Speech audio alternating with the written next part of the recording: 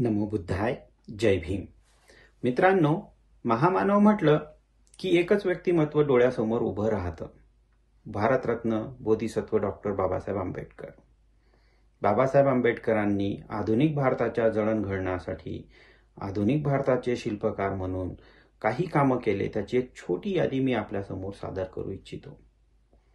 अर्थकारण नीट चालावं म्हणून रिझर्व्ह बँक ऑफ इंडियाची स्थापना ही हिल्टन यंग कमिशन समोर बाबासाहेबांनी सादर केलेल्या तरतुदीच्या आधारित झालेली आहे. याशिवाय 1951 साली फायनान्स कमिशन ऑफ इंडियाची तरतूद बाबासाहेबांनी केली आहे.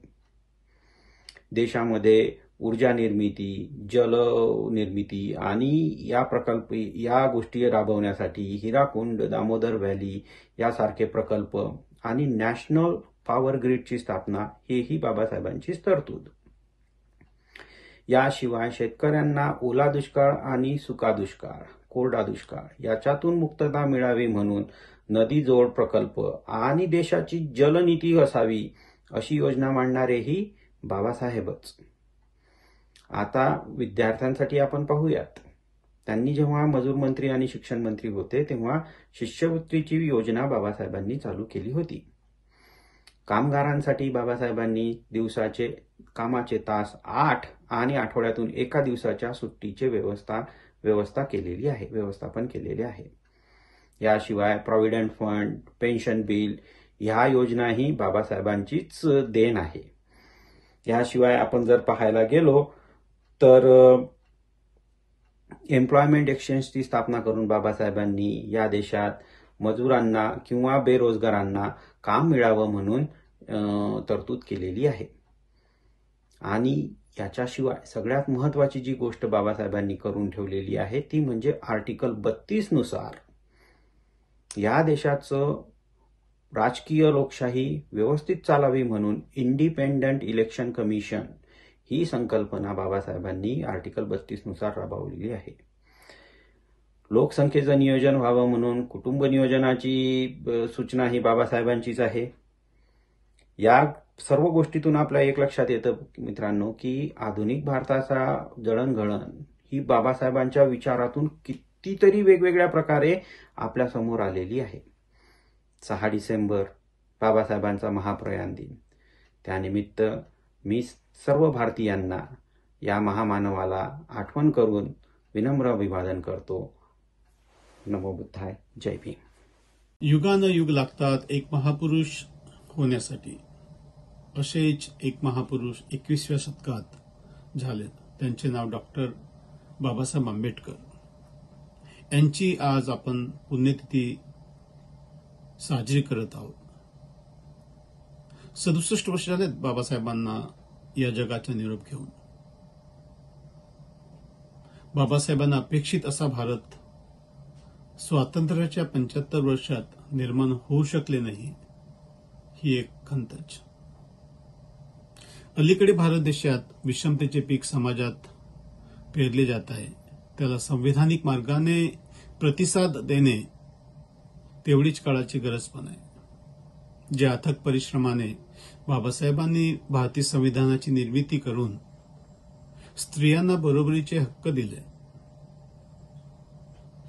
आणि ज्या मागासलेल्या समाजाला मौलिक अभिव्यक्तीची आजादी दिली ते संविधान आज धोक्यात आलेले दिसत आहे. जर हे विषमतेचे विष या वेगाने भारत देशात फैलत राहिले तर येणाऱ्या पिढीला गुलामगिरीच पत्करावी लागेल असं म्हटलं तर अतिशयोक्ती होणार नाही. आंबेडकरी विचारवंतांनी, समाजसेवी संघटनेनी व राजकीय नेत्यांनी एकत्र येऊन सामाजिक चळवळ देशात निर्माण करण्याची ही काळाची गरज आहे. जेणेकरून येणारी पिढी उज्ज्वल भविष्याचे स्वप्न बघू शकणार. संकल्प करूया या दिवशी आणि घडवू बाबासाहेबांना अपेक्षित असा भारत.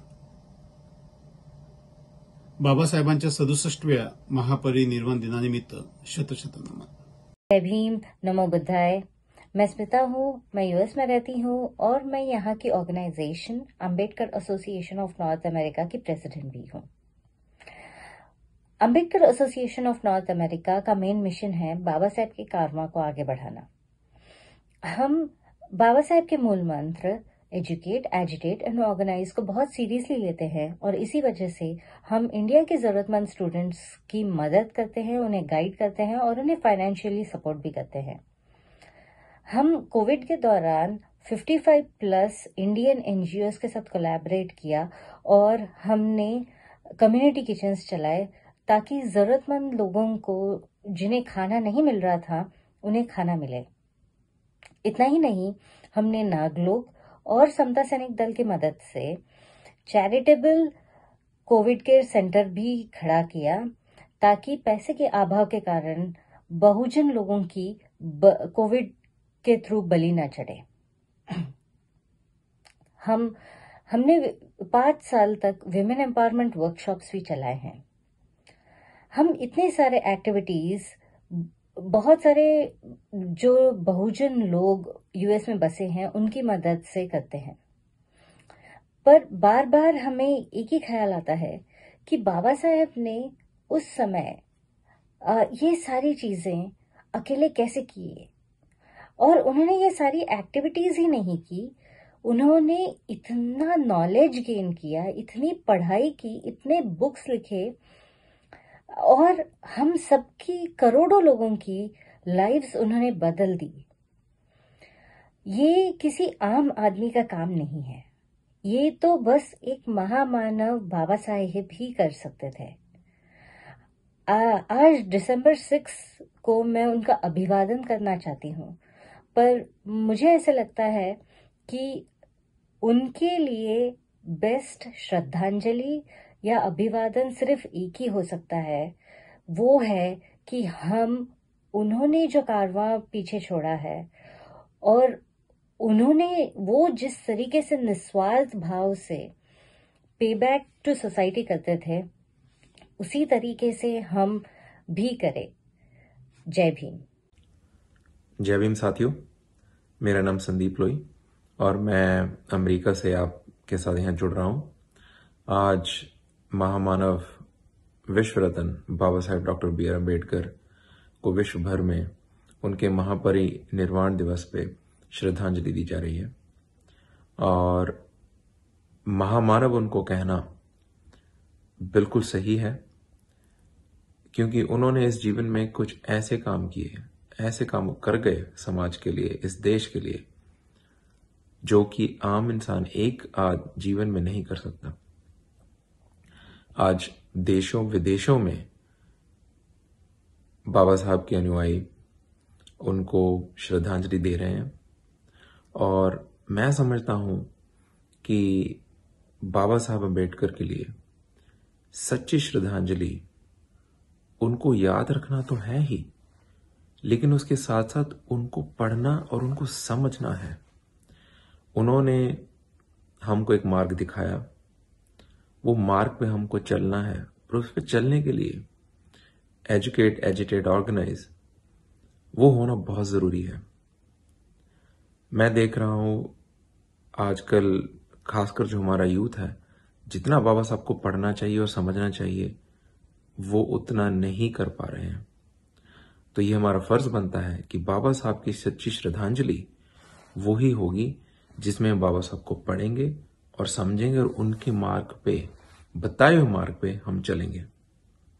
इसी के साथ मैं आपको फिर से पूरे देश विदेशों के बाबा साहब के अनुयायियों के साथ उनकी श्रद्धांजलि में शामिल हो रहा हूं। जय भीम, जय भारत। जय भीम। मी Chatak Dhakne, doctor Ambedkar association of North अमेरिकेचा एक सदस्य। Ambedkar association of North America हे यूएसचे एक ऑर्गनायझेशन आहे। आज डॉक्टर आंबेडकर यांचा स्मृतिदिनी मी त्यांना त्रिवार अभिवादन करतोय। डॉक्टर आंबेडकर हे आपल्या काळातील एक दिग्गज व्यक्तिमत्व होते। भारतीय राष्ट्रीय चळवळीतील एक महान नेते, एक वैभवशाली विद्वान, विचारवंत, लेखक, वक्ते, डिबेटर, एक महान कायदेतज्ञ आणि घटनाकार होते। भारतीय घटनेत आर्टिकल 15 आणि आर्टिकल 16चा समावेश करून त्यांनी जातीभेद आणि कुठल्याही प्रकारचे डिस्क्रिमिनेशन संपवण्याचा प्रयत्न केला। समानता, बंधुताचा मंत्र देऊन देशाचा विकासाचा पाया निर्माण केला. अशा सामाजिक क्रांतिकारी आणि राष्ट्रीय नेत्यास मी पुन्हा एकदा त्रिवार अभिवादन करून त्यांना श्रद्धांजली अर्पित करतो. धन्यवाद. जय भीम, नमोदय. मी मिथुन. मागच्या 15 वर्षापासून मी USA राहत आहे आणि आना या संस्थेसोबत जोडलेला आहो. आजच्या 6 डिसेंबर रोजी बाबासाहेबांना जाऊन 67 वर्ष पूर्ण होत आहे. खरं तर या 67 वर्षामध्ये आपण काय साध्य केले आहे हा प्रश्न स्वतःला विचारायला हवा. आपण काही प्रमाणामध्ये शैक्षणिक आणि आर्थिक प्रगती केली आहे, यात काही वाद नाही. पण आपण इंटेलेक्च्युअल किंवा स्कॉलर प्रगती केली आहे का हा प्रश्न विचारायला हवा. शैक्षणिक डिग्री घेऊन आपण नोकरी मिळवू शकतो आणि आपली आर्थिक विषमता आपण दूर करू शकतो, यात काही वाद नाही. पण सध्याच्या परिस्थितीमध्ये ज्या समाजामध्ये विषमता, अराजकता पसरली आहे, अशा परिस्थितीमध्ये आपल्याला स्कॉलर किंवा इंटेलेक्च्युअल बनण्याची अत्यंत गरज आहे.